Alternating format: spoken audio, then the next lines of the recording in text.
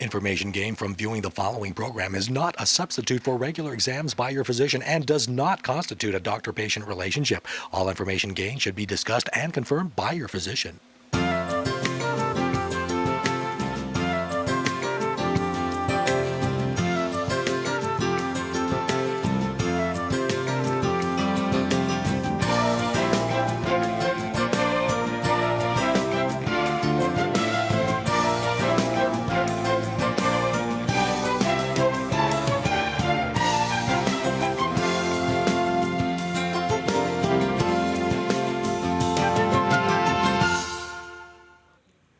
Welcome to Healthy, Wealthy, and Wise. I'm your host, Ed Krick, and this is your co-host, my wife, Beverly. We're so glad you've joined us today. We know that you understand that health is really your greatest wealth. We want you to be able to develop that concept, to apply it to your living, and to recognize that as time goes by, if you lose your health, you're going to have no means of regaining it, money-wise at least. All the money in the world is not going to get your health back. But changing your lifestyle might. And so that's why we encourage you to watch Healthy, Wealthy, and Wise. And could I suggest that you might want to get a pencil and a piece of paper in case something important shows up that you might want to make a note of that you can then apply to your daily living. Our guest today is Dr. Hans Diehl, Doctor of Health Science from the School of Public Health at Loma Linda University, and we're glad you're here with us today. Welcome. Thank you. Today we're going to be talking about one of the most important things that we could, because we want to address the problem of America's leading killer. Heart disease is the #1 cause of death in the United States, and the associated loss of blood supply via the arteries, the loss of oxygen, causes many of the other major diseases. And so today we wanted to ask Hans a little bit about some of the good news in relationship to heart disease. Yeah, we have indeed good news. I mean, we have known for years that you can reverse this disease in animals by just changing their diet and their lifestyle. But in humans, it took a little while. 1990, the good news came up that it might be possible to do something in humans too, to change this disease called heart disease. Well, that wasn't that long ago. I would have thought that doctors would have caught on to that a long time ago. Well, you know, we're kind of hard-headed, aren't we? well, I don't know. Our egos are a little big. We don't want to learn anything. Anything new sometimes, I'm afraid. You know, sometimes also we have not always applied the right, lifestyle change strategy. Or maybe we have thought, well, if you just make a small change, that should take care of it.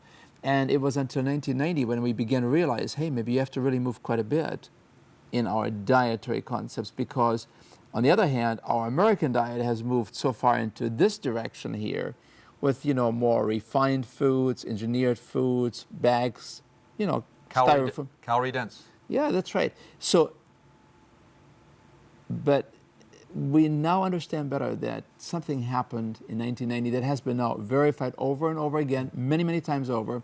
You can actually do something about heart disease. You can melt down these plaques that are on the inside.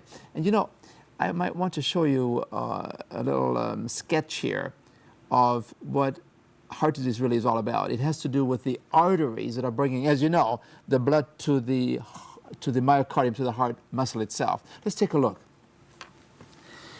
We are born with clean arteries. Here you happen to see some of the coronary arteries. At birth, they're wide open, 0 narrowing. Then at 20 years, it's 25% narrowing. At the age of 45, people on the average already have 40, 50, 60% narrowing of their coronary arteries.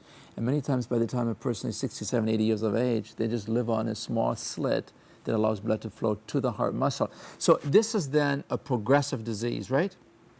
And it has no symptoms for most people until oftentimes the first sign of the disease is sudden death. But it's good to know there are things that we can do. Big time. Yeah, big time. We can do an awful lot. But I think before we probably go there, maybe we ought to take a look at what drives this disease process. What drives the underlying atherosclerosis that we just saw, the narrowing process? What is it that causes the fat and the cholesterol and the calcium to cause this narrowing process, this arterial rust to build up on the inside, totally asymptomatic with any any symptoms that we can tell. So here's the risk arch that comes out of the famous Framingham study. What you see there is that the most important factors that drive this disease are at the top of the horseshoe, and that's what we call LDL cholesterol, the high blood pressure, and the smoking. These are the three big ones. And then on the left side you have diabetes, obesity, on the right hand triglycerides, the sloth, the couch potato syndrome, lack of exercise, and then stress. These are factors that we can change. Of course, you also have gender. You know, you mentioned that at another program one time, that women apparently are somewhat protected until they get into certain years in their lives. On the left side, you see also age and genetics. So as we get older, we have more likelihood of developing the disease. Sometimes people have genetic predispositions, but these are the things we cannot change. But we can change the cholesterol, we can change smoking, we can change overweight, we can oftentimes do something about diabetes, we can do something about exercise and we stress. can control blood pressure too. And blood pressure too, yeah. It's another one of the silent ones that you really don't notice, and people think, well, I don't feel anything, so I don't need to do anything about it. True. Wrong. They really need to. Yeah, and you know, we can do something about these risk factors either with medication or we can do it with lifestyle, right? And what we recommend is always try to do a lifestyle change first. And if that is not doing the trick, we're happy to rely on some of the pharmacological agents that can help us there. And the combination is great. You can lose weight, cut down your salt if need be, watch the kinds of things, get more exercise certainly, which is a huge help, and then use the medications along with it if need be. That's right. You know, it's a very fascinating story of how we discovered these risk factors that drive this atherosclerotic disease process, which is responsible for the heart disease and hearing loss oftentimes and visual impairment, all these kind of things, because it interferes with our circulatory system. They actually noticed that when World War II erupted, that people now had to live on a much, much simpler sort of a Spartan diet. In Europe, at least. In Europe, yes, in Europe. Not here, in Europe, largely. And they noticed that as people could no longer indulge in their, what we perhaps would consider some luxury foods, they had to eat very simple foods. They noticed that the rate of disease would diminish. They noticed that diabetes would diminish, certain cancers would diminish, overweight would diminish, and heart disease in particular would diminish. And when they did autopsy studies in the 1945, 1946, they began to notice that the arteries had actually somehow cleaned themselves out.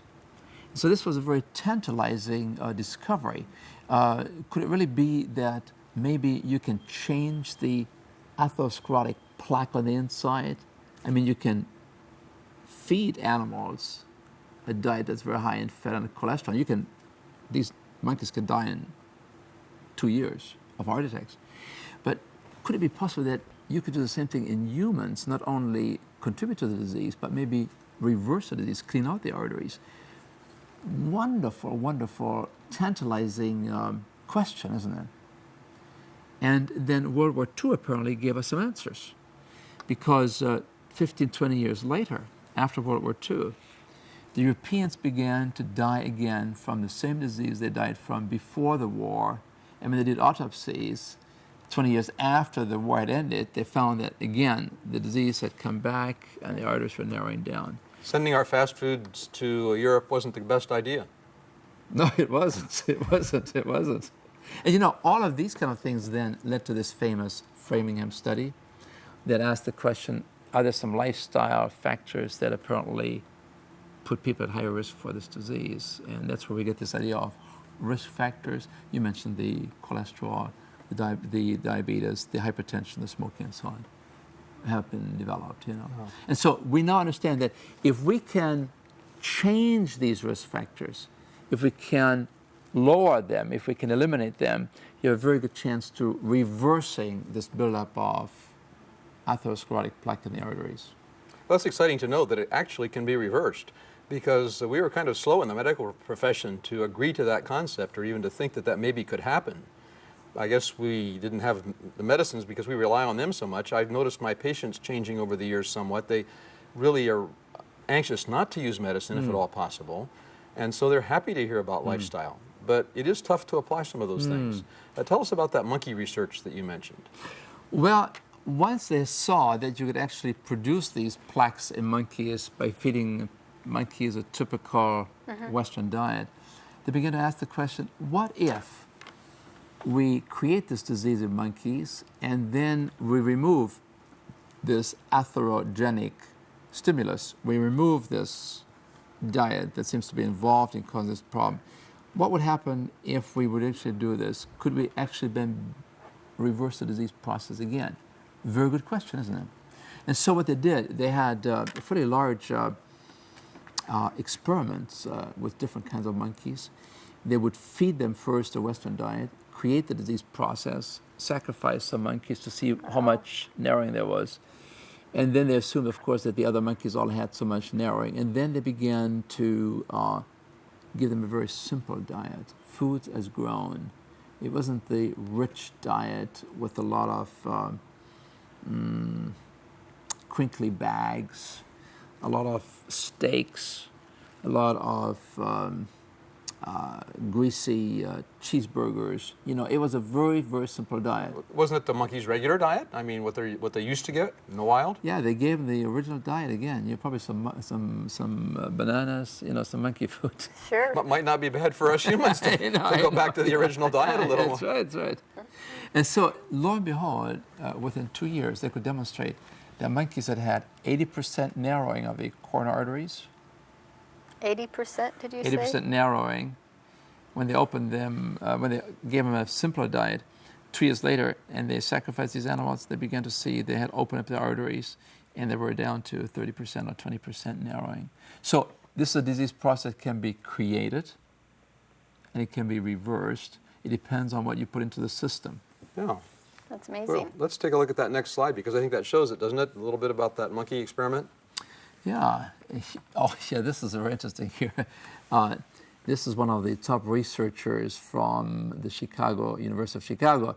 Dr. Whistler said, if you want to reverse coronary artery disease in these monkeys, all you have to do is feed them a simple, low-fat vegetarian diet. And of course, vegetarian diet, if it's a total vegetarian diet, has no cholesterol.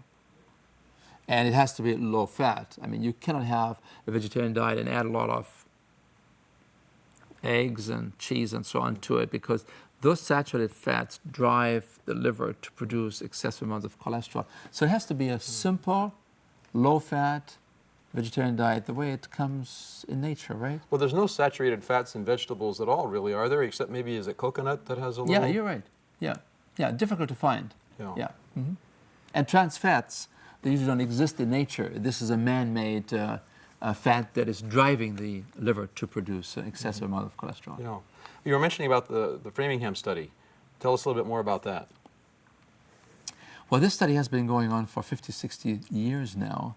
And what they do every 2 years, they check people's cholesterol levels, they check people's weight, they check all these kind of things that now have emerged as the classical risk factors that drive this disease. I see. And so they have refined the data now. They know now that there are many other factors that also contribute to this disease process. They talk about homocysteine, fibrinogen, all these kind of things. But they have always confirmed the basic classical risk factors. You've got to do something about your cholesterol, your blood pressure, your smoking, your diabetes, your obesity. You have to do something about triglycerides. You have to do something about your exercise and your stress. These are things that we can change.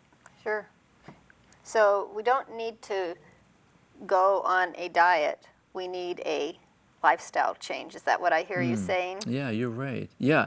No, you don't want to go on a diet. No. Well, a diet is something you go off of Yeah, sometimes, that's right. and that's no good. Yeah, no. That doesn't work. No, we want to go on a program that will last. This is a lifestyle. You make some Lifestyle. adjustments in your lifestyle. You begin to eat more foods as grown. And when you do this, you are saving money for foods that you buy. You're also protecting the ecology. You leave softer footprints on the earth. And you probably also have some appreciated animals out there. That's right. and you're lowering your doctor bills. So there's Yeah, that's probably true too. there's yeah. another savings, and that's why we talk about healthy, wealthy, and wise. I mean, people that have less doctor bills are going to be yeah. doing pretty well. Yeah. Don't you think? Yeah, it's true. But you know, in this whole scenario, no matter how we slice it, we can use all kinds of different reasons, but it really comes down to that one of the key factors is we have to get cholesterol levels down to more ideal levels. And you know, those American normals, as you know, they're only normal for people that normally die from heart disease. You don't want to be normal. Don't want to be normal. You know, in that sense, right? Right. You want to get ideal cholesterol levels, and that's probably more like 170 or 160, maybe 150. You know, those total cholesterol numbers, you want to get them down to 160. And that's what you see on the next slide here. This is Dr. William Costelli, who was the director of the Framingham study for many, many years. And he said, if you want to turn the patient's course of artery disease around, it only begins when the blood cholesterol goes below 160. This only occurs if you leave out animal products and fats. That's very interesting, isn't it? Very interesting. Now, that doesn't mean vegetable fats necessarily, does it? It's primarily animal fats? Well, I think we have to probably cut back on all fats because even the so-called good fats, they still have a lot of calories. And since we are a large, oversized population already, we probably have to be also sensible with the good fats, don't you think? Yes. Could we say, though, that if your weight is where it ought to be, then eating nuts, for instance, and the vegetable fats, by and large, isn't going to be a problem because they're unsaturated? Yeah, I think that, you know, people probably should have a judicious amount of nuts, and they would not hurt at all. I mean, they would probably be very fine food. If you're overweight, you want to be a little bit more careful because they're kind of loaded with Lots of calories. Yeah, but you know, if you're slim, you know, it comes out of the hand of God, I think, isn't it? Yeah, I mean, it really does. Maybe I'm too simplistic here, but No. Well, we eat several walnuts. We try to get 6 walnut halves every morning because that's a good source of some vitamin E. so you count them very carefully. Well, Fairly just careful. roughly, because we don't want to gain weight. Yeah, right. If I got 6.5, I wouldn't worry about it. 7 or 8, probably not bad either. You know, the other thing that some people do is they use some, they sprinkle some ground up flaxseed. Flaxseed. You know, because it's very high in one of the essential of fatty acids. Yeah, omega-3 fatty acids in the nuts and the flaxseed. It's excellent. It's also sometimes called a flaxative. Flaxative, you know, it's Sure. It's just a nice. So there are some good things that we can report on. The best news is that this #1 killer disease can actually be tamed. We can actually defang it. We can actually reverse this disease process, but we have to really move away from the basic American diet. We have to get an exercise program. We have to do something about smoking. We have to be serious about it. Yes. Have to prioritize those things, I tell my patients. Tell us what happened in 1990 then. I think that was when that big report came out, and wasn't that the Newsweek front page? Yeah, how to combat heart disease, the #1 killer disease. It came out of a study that was done by a young cardiologist then, Dr. Dean Ornish. And Dr. Ornish, he had a small number of people, actually 48 some people, they had heart disease, and half of these people he put on a very, very simple vegetarian diet, and the other half he put on a typical American Heart Association diet. And after 1 year, Dr. Ornish found that those who had followed a very simple diet, in this case a plant food-centered diet, and with very little fat, it was 7%.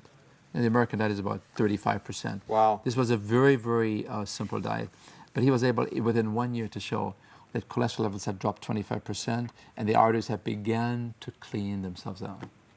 That's encouraging. That was the beginning. Yeah. And from then on, I think people have adopted the idea that if they really work hard on it, they can make some progress. Yeah, there have been a lot of confirmatory evidence since then. Here you see a picture of Dr. Caldwell Esselstyn from the Cleveland Clinic. He is a very famous surgeon, actually, and then he began to change his orientation, his career, and he said, I want to do something about preventing disease rather than fixing it after the fact. And so he became very serious about that, and he put people on a very, very simple diet. He said, with Ornish, we don't know, was it the vegetarian diet, or was it the fact that he tells them they should exercise every day? And he also told them they should have 1 hour of stress management like doing meditation. or was it a group effect? And he said, we don't know what is the most powerful. And he said, I just want to do one thing. I want to do diet. So this is a very a direct, focused approach. And so he would see his patients every 2 weeks, husband and wife, if they were married, and he would check their blood every week, every 2 weeks. And he would give them feedback immediately because, you know, the cholesterol is fairly responsive to change in the diet. And over the next 2 or 3 years, he was able to show, as you see on the next slide here, he was able to show that you can change the arteries. You may not see that as well. On the left slide there of the two, you see in the upper portion there, there's a dark area. That's a narrowed coronary artery. And then when you go to the right-hand side picture, it's the same artery taken a year later, and you see it's wide open again, and the caption says it's a 30% regression. That means 30% wider an opening has taken place in this man with coronary artery disease who was 54 years of age. And so he has done a lot of work on this in this area. He has just written an excellent book called Prevent and Reverse Heart Disease. And he takes his 18 patients that he enrolled in this study as a personal physician, and he followed them every 2 weeks and then every 3 months later on, and he documents a 20-year follow-up. I mean, he followed them for 20 years, and while these patients had all kinds of heart disease, while they were seeing their cardiologist, experts at the Cleveland Clinic, once they came into his program, they no longer had heart attacks. There were no cerebral infarctions. They didn't need to have stents. They didn't need to have bypasses. It's a most remarkable story, and it's a very readable book. It's almost like who had done it? What happened here? And so I highly recommend this book. It's scientifically well documented, but it also has the human element in it. Yeah. Dr. Esselstyn, Prevent and Reverse Heart Disease. Sounds great. Well, you've done a lot yourself, Hans, with the program called the Coronary Health Improvement Program. That's done a great amount to improve the health of the heart and the rest of the circulatory system. Tell us about that. Well, you know, you can go into some of these lifestyle centers and you spend 3-4 weeks there, and they're excellent programs. Many of them are very, very helpful to help people understand that there's a cause and effect relationship, and to help them adopt a simpler diet and exercise and so on. But oftentimes when these people come back to their homes, they come back to the same refrigerator, they come back to the same stores, they might even come back to the same doctor, and they may not always be very supportive. Right. You know, it sounds like somebody has really gone off the deep end here. You know, that can happen sometimes. And so without any support structure, we thought, why don't we take these kind of concepts directly to the community where the people are, and then since most people nowadays eat out, many of their meals, why don't we begin to work with restaurants? And so we had an invitation to one of the larger hospitals in Rockford, Illinois, and this has become our Rockford File. Oh. So we have some 5,000 people there. They've gone through a CHIP program, and they've been followed up with a major grant from the government. And we found that when you change the support structures, it's easier for people to follow this lifestyle. So we have 25 restaurants. And when you go there to the restaurant, you see a big logo, the CHIP logo, the heart logo in the window, and people then know this is safe, we can eat here. Well, let's That's take a look great. at one of the stories of the people that attended the program.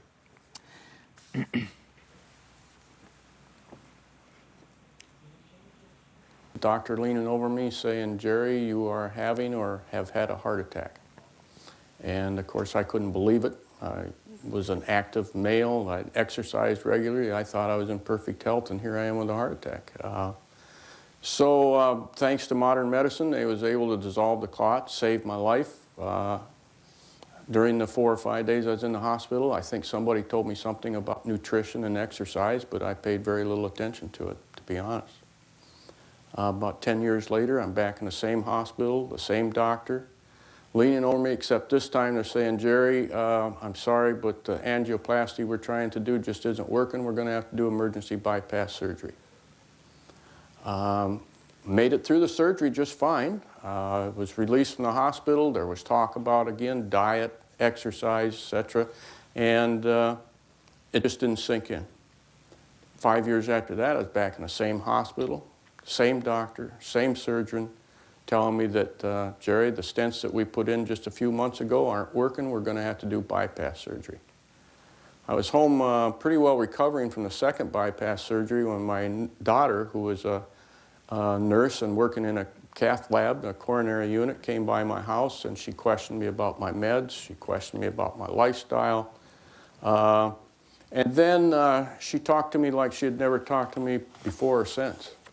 And she pretty much explained to me that I was done, that I could no longer rely on surgeons and specialists and nurses and technicians to keep saving my life, that I was going to have to make some lifestyle changes. She gave me mortality rates for first, second, and third bypasses, if you're lucky enough to get a third. And then she handed me a brochure and said, I want you and Mom to go to this program with me, which was CHIPS. We enrolled, I went, and for the first time in my life, I finally understood a little about coronary artery disease, but more importantly, I learned that there were things that I could do to control my disease and have a huge impact on it, just through simple changes in lifestyle. That was about 7 years ago, and since then I feel like I've been reborn. I lost a little weight, my cholesterol is well under control, my high blood pressure is under control. But again, more importantly, it was, why didn't anybody explain this to me 22 years ago? I could have avoided angioplasties and stents and 2 bypass surgeries, possibly, if I'd have just known this. But for the first time, I truly understood, and I made the changes that was necessary. And so we see the successful operation of non-surgery. When somebody really changes their lifestyle and has the willingness and the desire and the prioritizing of their living habits, that they can make a big change. And it was so delightful to see that happen. And so, folks, we'd like to recommend to you, be healthy, wealthy, and wise. Prioritize your healthful living. Follow the principles that we've discussed today. Lose weight, exercise, eat the right kind of food, avoid the calorie-dense stuff, and you're going to be a lot healthier. Remember, our prayer for you every day is that you'll be healthy, wealthy, and wise. And remember Proverbs 17:22, a merry heart doeth good like a medicine. You've been watching LLBN TV. Watch us again with your family and friends, and look us up on the web, www.llbn.tv. Bye for now.